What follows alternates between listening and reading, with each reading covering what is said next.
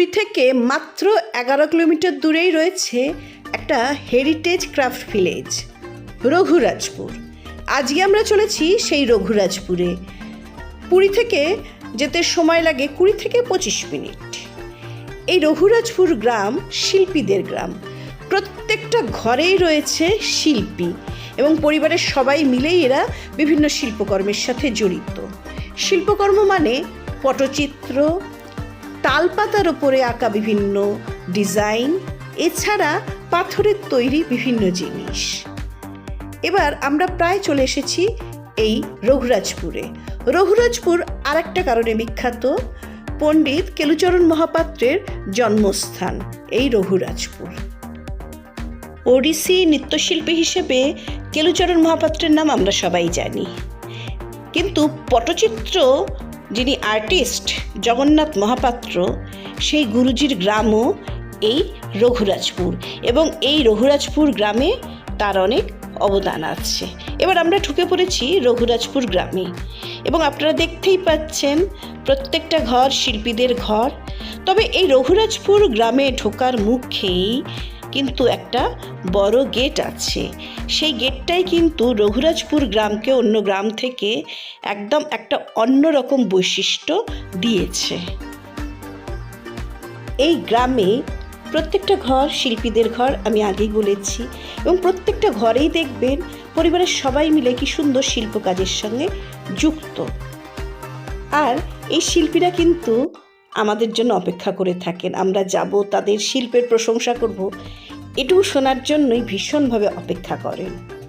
এবার আমরা ঢুকছি রঘুরাজপুর গ্রামে। দেখলেন এই গেট দিয়ে ঢুকলাম, আর এই গেট দিয়ে ঢোকার পরেই গাড়ি রাখার জায়গা। এখানে কিন্তু কোনো পার্কিং ফিস নেওয়া হয় না। একটা কি সুন্দর মন্দির আপনারা দেখতে পাচ্ছেন, আর সামনেই রয়েছে স্টেজ।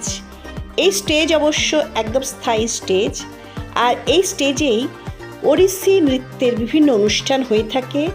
কেলুচরণ মহাপাত্রের প্রিয় ছাত্রী সংযুক্তা পানিগ্রাহী, তিনিও এখানে এসে অনুষ্ঠান করে গেছেন, লোকাল শিল্পীদের কাছ থেকে জানতে পারলাম। এবার চলুন আমরা শিল্পীদের ঘরে যাই। গাড়ি থেকে নামার পরেই একজন শিল্পী এগিয়ে এলেন। এবার আমরা তার সাথে তার ঘরে যাচ্ছি, কিন্তু তার ঘরে যাওয়ার আগে বেশ কয়েকটা ঘর সামনে দেখতে পেলাম এবং দেখতেই পাচ্ছেন প্রত্যেকটা ঘরের সামনে ছোট্ট এক টুকরো বারান্দা, এবং বারান্দায় কি সুন্দর কারুকাজ, কত ছবি আঁকা। সাধারণত রামায়ণ, মহাভারত এবং বিভিন্ন পুরাণের বিভিন্ন চরিত্র এবং ঘটনা নিয়ে শিল্পীরা ছবি আঁকেন। গ্রামটা একটু আপনাদের দেখাচ্ছি, দেখুন। ওনার বাড়িতে ঢোকার আগেই এই বারান্দায় এই যে ছবি আঁকা রয়েছে এবং পাথরের মূর্তি রয়েছে। দেখুন ঘরের ভেতরে কত মূর্তি, কত হাতের কাজ। এবার দেখুন পটচিত্র, পুরাণের বিভিন্ন ঘটনা নিয়ে, দেবদেবীদের বিভিন্ন ঘটনা নিয়েই ছবি আঁকা। এরা কিন্তু সাধারণত ন্যাচারাল কালার ব্যবহার করেন, আমাদের সেটা দেখিয়েওছিলেন। প্রকৃতি থেকেই তারা বিভিন্ন রং সংগ্রহ করেন, কোনো আর্টিফিশিয়াল কালার তারা ব্যবহার করেন না। এখানে আপনারা এলে পরে আপনাদের যদি কোনো কিছু পছন্দ হয়, আপনারা যদি সেটা ঘরে বসে নিতে চান, এখানে কিন্তু অনলাইন অর্ডারেরও ব্যবস্থা আছে, সেটাও আমরা শিল্পীদের কাছ থেকে জানতে পারলাম। আমরা মুগ্ধ হয়ে দেখছিলাম শিল্পীর কারুকাজ। তারপর সেই শিল্পীর বাড়ি থেকে কয়েকটা জিনিস কিনে এবার আমরা বেরোলাম, ঘুরতে লাগলাম গ্রাম। দেখুন প্রত্যেকটা ঘরে রয়েছে বারান্দা, ছোট্ট বারান্দা, এবং সেই বারান্দায় কত কিছু আঁকা রয়েছে। এখানেও দেখুন একটা গেট মতন, কি সুন্দর।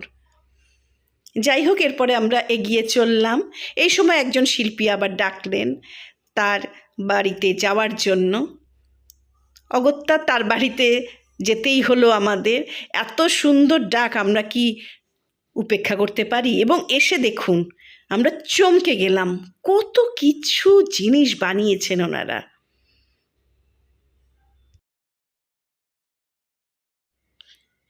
কি ধবধবে একটা সাদা মন্দির, তাই তো? এটা কিন্তু শিল্পীদের গ্রামে নয়, এটা কিন্তু অন্য একটা জায়গায় আমরা এখন চলে এসেছি, এবং কোথায় এসেছি সেটা কিন্তু পরবর্তী ভিডিওতে আপনাদের জানাবো। এখন চলুন শিল্পীদের গ্রামটা আরেকবার দেখাই আপনাদের। শিল্পীদের ঘরের বারান্দা পেরিয়ে আমরা যখন ঘরে ঢুকি, প্রত্যেকটা ঘরেই দেখলাম প্রচুর এরকম তাক, আর প্রত্যেকটা তাকে দেখুন তাদের হাতের কাজ, কি অসাধারণ। এখানে জগন্নাথ, সুভদ্রা, বলরাম রয়েছে, নিম কাঠের আছে, আম কাঠের আছে, বিভিন্ন রকমের বাক্স আছে, বিভিন্ন দেখছেন লণ্ঠন, কি সুন্দর রং করা, বিভিন্ন রকমের পাত্র তৈরি করা আছে।